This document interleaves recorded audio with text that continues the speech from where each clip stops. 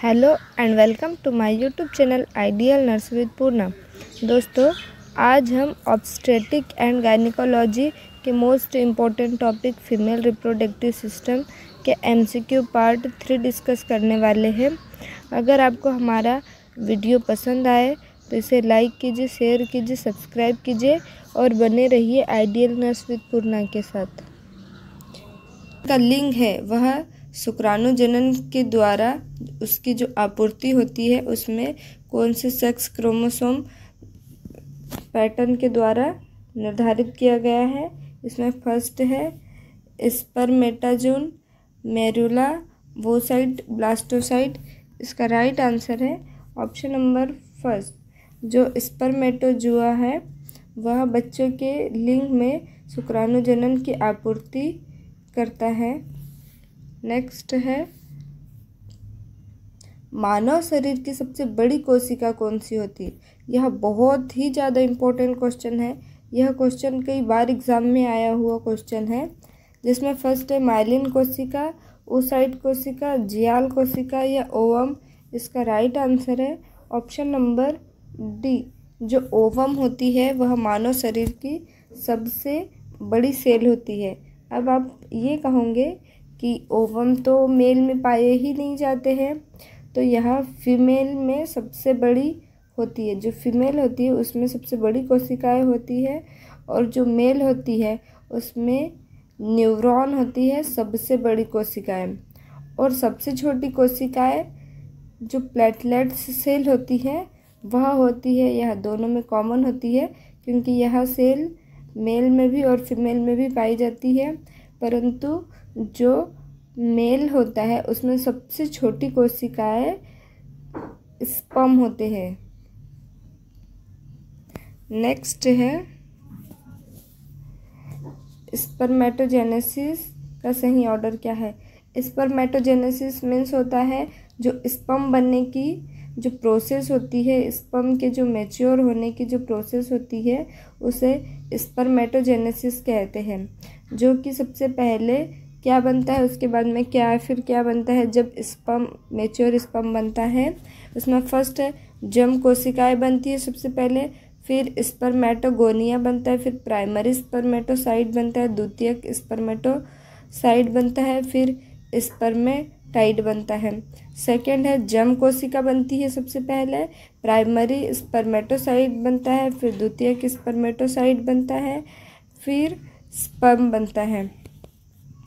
Next है germ कोशिका बनती है सबसे पहले, फिर प्राथमिक स्पर्मेटोसाइट, फिर स्पर्मेटोजोनिया बनता है, फिर स्पर्म बनता है, फिर द्वितीयक स्पर्मेटोसाइट। नेक्स्ट है जर्म कोशिका प्राइमरी स्पर्मेटोसाइट बनता है, फिर द्वितीयक स्पर्मेटोसाइट बनता है, फिर स्पर्मेटोसाइट, फिर स्पर्म, फिर स्पर्मेटोजोनिया। इसका राइट आंसर है ऑप्शन नंबर फर्स्ट जो है जर्म। सबसे पहले स्पर्मेटोजेनेसिस जो बनने की प्रोसेस होती है उसमें सबसे पहले जर्म कोशिकाएं होती है, जर्म कोशिकाएं बनती है, फिर स्पर्मेटोगोनिया बनता है, प्राइमरी स्पर्मेटोसाइट बनता है, द्वितीयक स्पर्मेटोसाइट, फिर स्पर्मेटोटाइड या जो मैच्योर ओवम होता है, मैच्योर स्पर्म होता है वह बनता है। यौवन अवस्था या प्यूबर्टी के बाद ऑस्टियोपोरोसिस मोटे लोगों को हो जाता है क्योंकि जो ऑस्टियोपोरोसिस होती है यह हड्डियों में एक डिसीज होती है। ऑस्टियोपोरोसिस वह मोटे लोगों को ज़्यादा होती है क्योंकि इसका फर्स्ट ऑप्शन है एफएचएस का स्तर कम हो जाता है, एलएच का स्तर कम हो जाता है, एंड्रोजन व एस्ट्रोजन में परिवर्तन होता है, कैल्शियम की मात्रा ज़्यादा होने से होता है। इसका राइट आंसर है ऑप्शन नंबर सी। जो एंड्रोजन का एस्ट्रोजन में परिवर्तन हो जाता है, जो एंड्रोजन हार्मोन्स होता है वह एस्ट्रोजन में परिवर्तन होता है। इसके कारण जो प्यूबर्टी के बाद में ऑस्टियोपोरोसिस होने लगता है और यह मोटे लोगों में सबसे ज़्यादा होने का खतरा रहता है। नेक्स्ट है मेनोपॉज के बाद स्त्री जननांग या फीमेल जेनाइटल में परिवर्तन आते हैं। जो मेनोपॉज होता है, मेनोपॉज होती है वह एक टर्मिनोलॉजी होती है जिसमें जो महिला होती है उसके हमेशा के लिए जो मेंसेस साइकिल होते हैं वह स्टॉप हो जाते हैं। Stop menses cycle is called menopause. इसमें फर्स्ट है गर्भाशय छोटा हो जाता है, योनि सक्रिय और सूखी हो जाती है, डिंब ग्रंथि का आकार कम हो जाता है। उपरोक्त सभी, इसका राइट आंसर है ऑप्शन नंबर जी, उपरोक्त सभी। क्योंकि जब मेनोपॉज होते हैं हमेशा के लिए स्टॉप हो जाते हैं मेंसेस साइकिल, उसके बाद में जो फीमेल के जेनाइटल एरिया होते हैं, जनन अंग होते हैं या सेक्स ऑर्गन होते हैं, उसमें यह सारे परिवर्तन आते हैं। फीमेल का गर्भाशय भी छोटा हो जाता है, योनि सक्रिय हो जाती है, सूखी हो जाती है, और डिंब ग्रंथि जो होती है उनका भी आकार छोटा हो जाता है। यह सारे ऑप्शन सही है, so D option is correct. Next है सामान्य योनि या विजाइना का पीएच स्तर बच्चे के जन्म की अवधि में होता है। जो विजाइना का पीएच स्तर होता है बच्चे के जन्म की अवधि में, जब बच्चे को जन्म देती है मदर, तब उनका पीएच कितना होता है? फर्स्ट है 4.5, सेकेंड है 6.8, थर्ड है 5.7, फोर्थ है 7.5।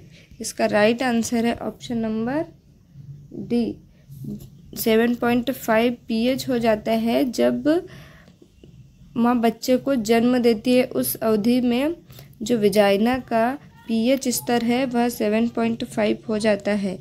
नेक्स्ट है भ्रूण का बनना या फिटस फॉर्मेशन क्या कहलाता है? ये किससे बनता है? फर्स्ट है मेरुला से बनता है, सेकंड ब्लास्टोसाइट से बनता है, थर्ड इनर सेल मास से बनता है, या ट्रोपोब्लास्ट जो होती है उनसे बनता है। तो इसका राइट आंसर है ऑप्शन नंबर सी। जो इनर सेल मास होता है, जो इनर सेल कोशिकाएं होती है, उनसे फिटस का या भ्रूण का फॉर्मेशन होता है, फिटस बनता है जो इनर सेल मास होती है उससे। नेक्स्ट है कौन से सप्ताह में एम्ब्रियो या ह्यूमन के रूप में डिफरेंट कर सकते हैं? जो भ्रूण है वह ह्यूमन के रूप में या फिटस के रूप में जाना जाता है। इसका ऑप्शन है 2 सप्ताह के बाद में, सेकेंड 6 सप्ताह के बाद में, थर्ड है 4 सप्ताह के बाद में, या फोर्थ है 8 सप्ताह के बाद में। यह क्वेश्चन MPCHO 2024 में आया हुआ क्वेश्चन है, जो 29 तारीख फर्स्ट मॉर्निंग शिफ्ट में जो क्वेश्चन हुआ था उसमें यह क्वेश्चन आया था कि एम्ब्रियो को फिटस में जो कन्वर्ट होता है या फिटस कौन से सप्ताह के बाद में कहा जाता है? तो इसका राइट आंसर है ऑप्शन नंबर डी, जो 8 सप्ताह होता है उसके बाद में ह्यूमन के रूप में उसे मतलब फिटस कहा जाता है। और यह फिटस 8 सप्ताह से लेकर बच्चे की डिलीवरी तक या बच्चे के जन्म तक के इसे फिटस कहते हैं। फिर उसे न्यूबॉर्न बेबी, न्यूनेट कहा जाता है। नेक्स्ट है निम्न में से ज़्यादा ऑक्सीजन कॉन्सेंट्रेशन किस वेसल में फिटल सर्कुलेशन में होता है? फर्स्ट है नाभिनाल सिरा में, डक्टस वेनोसिस में, पल्मोनरी धमनी में, डक्टस आर्टियोसिस में। जो ऑक्सीजन कंसंट्रेशन है वह फिटल में सर्कुलेट होती है, तो वह किसके कारण होती है? कौन सी वेन के कारण होती है या धमनी के कारण होती है? इसका राइट आंसर है ऑप्शन नंबर ए, जो नाभिनाल सिरा है। यह अम्बिलिकल कॉर्ड जो होती है उसके द्वारा ऑक्सीजन कंसंट्रेशन होता है, जो फिटल सर्कुलेशन होता है उस दौरान। नेक्स्ट है यौन अवस्था का देर से होना या डिले प्यूबर्टी किसके कारण होती है या इसे क्या कहा जाता है? इसका फर्स्ट है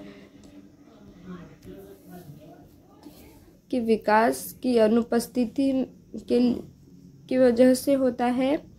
13 साल की महिलाओं में स्तन के विकास में अनुपस्थिति के कारण होता है, या 15 साल की उम्र में प्राइमरी एमनोरिया के साथ सामान्य स्तन के विकास के कारण होता है, या उपरोक्त सभी। इसका राइट आंसर है ऑप्शन नंबर डी, उपरोक्त सभी। जो डिले प्यूबर्टी होती है या यौन अवस्था देर से होती है वह इन सब कारणों से होती है, क्योंकि टेस्टिकुलर का जो विकास होता है उसमें अनुपस्थिति होंगी तो भी यौन अवस्था आरंभ नहीं होती है। 13 साल की जो महिलाएं होते हैं उनके बाद में भी उनके जो स्तन है उसमें विकास नहीं होता है, ब्रेस्ट का डेवलपमेंट नहीं होता है, तब भी डिले प्यूबर्टी होती है। और 15 साल की उम्र के बाद में प्राइमरी एमनोरिया के साथ में सामान्य स्तन में विकास होने से भी डिले प्यूबर्टी होती है, क्योंकि जो प्राइमरी एमनोरिया है वह 13 साल की उम्र में हो जाता है, वह लेट हुआ मतलब डिले प्यूबर्टी का कारण बन जाती है। नेक्स्ट है प्लेसेंटा से हर मिनट कितना रक्त फिटस को जाता है? जो प्लेसेंटा होता है उसमें हर एक मिनट में जो ब्लड सर्कुलेशन होता है तो कितना ब्लड फिटस के अंदर जाता है प्लेसेंटा के थ्रू? इसमें फर्स्ट ऑप्शन है 200 ml, दूसरा 400 ml, तीसरा 300 ml और फोर्थ है 500 ml। इसका राइट आंसर है ऑप्शन नंबर डी, 400 ml। जो प्लेसेंटा होता है उसमें हर मिनट में 500 ml फिटस के अंदर जाता है। नेक्स्ट है एक महिला का मासिक धर्म मेंस्ट्रुएशन जो साइकिल है वह 31 जनवरी का था, तो ओवल्यूशन कब का होगा? फर्स्ट है 14 फरवरी, सेकंड 15 फरवरी, थर्ड है 17 फरवरी, फोर्थ है 20 फरवरी। इसका राइट आंसर है ऑप्शन नंबर फर्स्ट, 14 फरवरी को होगा, क्योंकि यह फर्टिलाइजेशन एज होती है, जो फर्टिलाइजेशन डे होता है 14 फरवरी।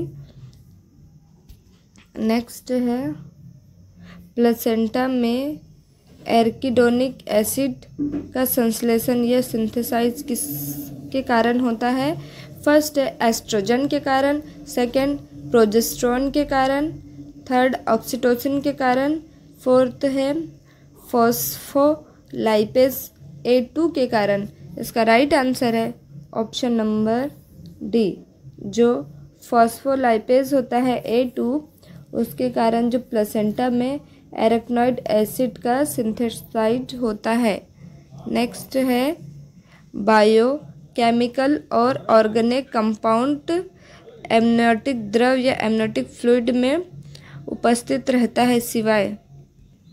इसका फर्स्ट ऑप्शन है प्रोटीन, सेकंड लिपिड एवं ग्लूकोज, थर्ड यूरिया और क्रिटेरियोबिन, फोर्थ है अमोनिया। इसका राइट आंसर है ऑप्शन नंबर डी, जो अमोनिया होता है वह ऑर्गेनिक कंपाउंड या एमनियोटिक फ्लूइड में अनुपस्थित रहता है। यह अमोनिया एमनियोटिक फ्लूइड में नहीं पाया जाता है। नेक्स्ट है गर्भाशय में योनि प्रेगनेंसी में वेजाइना का पीएच मान कैसा होता है? जो प्रेगनेंसी के दौरान जो फीमेल होती है उसका वेजाइना का पीएच मान कैसा होता है? फर्स्ट एसिटिक होता है, सेकंड बेसिक होता है, थर्ड न्यूट्रल होता है, फोर्थ फ्लैट्यूनिंग होता है। इसका राइट आंसर है ऑप्शन नंबर फर्स्ट, जो महिला होती है उसका प्रेगनेंसी के दौरान वेजाइना का जो पीएच होता है वह एसिटिक होता है और इसकी नॉर्मल रेंज कितनी होती है? 7.4 होती है। नेक्स्ट है फिजिशियन द्वारा एक प्रोसीजर ब्लैडर का परीक्षण या ब्लैडर का एग्जामिनेशन करने के लिए जो जो टर्मिनोलॉजी यूज़ की जाती है उसे क्या कहते हैं? फर्स्ट कॉल्पोस्कोप कहते हैं, यूरेथ्रोस्कोप कहते हैं, यूरेट्रोस्कोप कहते हैं या साइटोस्कोप। इसका राइट आंसर है ऑप्शन नंबर सी, यूरेट्रोस्कोप। मतलब यूरेटर जो होते हैं उसके द्वारा जो ब्लैडर होता है, मूत्राशय होता है, उसे देखने के लिए यह यूरेट्रोस्कोप का यूज़ किया जाता है। नेक्स्ट है एंडोस्कोपी से गर्भाशय या यूटेराइन कैविटी को सर्विक्स के द्वारा देखा जाता है। इसे क्या कहते हैं? यह भी एक टर्मिनोलॉजी होती है जिसमें यूटेराइन जो गर्भाशय होता है उसकी कैविटी को देखा जाता है सर्विक्स के थ्रू। इसको क्या कहते हैं? सेकंड है साल्पिंगोस्कोपी, थर्ड है साल्पिंगोग्राम, फोर्थ है हिस्टेरोसाल्पिंगोग्राफी। इसका राइट आंसर है ऑप्शन नंबर फर्स्ट। जो हिस्टेरोस्कोपी होती है उसके द्वारा सर्विक्स से होकर यूटेराइन कैविटी को देखा जाता है, इसे हिस्टेरोस्कोपी कहते हैं। साल्पिंगोस्कोपी मीन्स होता है जो फैलोपियन ट्यूब होती है उसे देखने के लिए साल्पिंगोस्कोपी का यूज़ किया जाता है। जो फैलोपियन ट्यूब होती है उसे साल्पिंगोग्राम भी उसी को कहते हैं जिसमें जो फैलोपियन ट्यूब होती है उसका मेज़रमेंट किया जाता है। और हिस्टेरोसाल्पिंगोग्राफी इसमें यूटेराइन कैविटी के साथ साथ जो फैलोपियन ट्यूब होती है उसे भी देखा जाता है, इसे हिस्टेरोसाल्पिंगोस्कोपी कहते हैं। नेक्स्ट है निम्न में से कौन सा कथन सही है? पहचानो। निम्न में से कौन सा कथन सही है यह बताना है आपको। इसमें फर्स्ट है बच्चे के जन्म के साथ गर्भाशय, बॉडी और सर्विक्स की मात्रा का रेशियो होता है 1:1। सेकंड है मेनार्की के समय गर्भाशय, बॉडी और सर्विक्स की मात्रा 1:1 होती है। मेनार्की के बाद गर्भाशय, बॉडी और सर्विक्स की मात्रा 2:1 होती है। इसका राइट आंसर है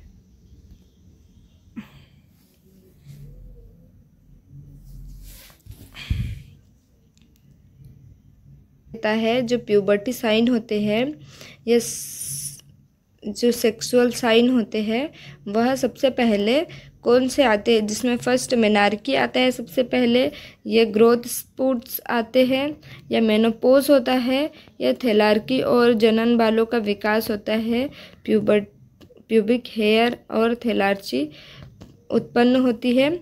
इसका आंसर आप कमेंट बॉक्स में कमेंट करके बताइए कि इसका राइट आंसर क्या होगा। Thank you so much. अगर आपको हमारा यह चैनल पसंद आया हो, हमारी वीडियो पसंद आई हो तो इसे लाइक कीजिए, शेयर कीजिए और सब्सक्राइब कीजिए और बने रहिए आइडियल नर्स विद पूर्णा के साथ। Thank you, bye bye.